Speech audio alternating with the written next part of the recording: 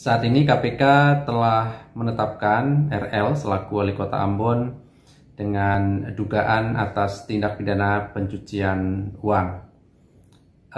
Penetapan tersangka ini tentu dilakukan setelah proses penyidikan atas dugaan tindak pidana korupsi yang saat ini masih terus berproses di penyidikan.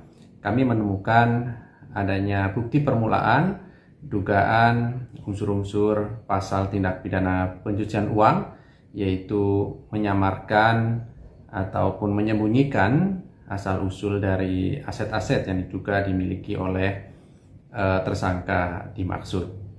Saat ini pengumpulan bukti-bukti berupa pemanggilan terhadap saksi-saksi dan juga analisis terhadap beberapa dokumen terkait, utamanya tentu penelusuran uang hasil tindak pidana korupsi dan juga aset-aset yang bernilai ekonomis terus kami lakukan.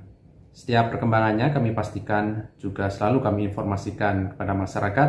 Terima kasih sudah nonton. Jangan lupa like, subscribe, dan share ya.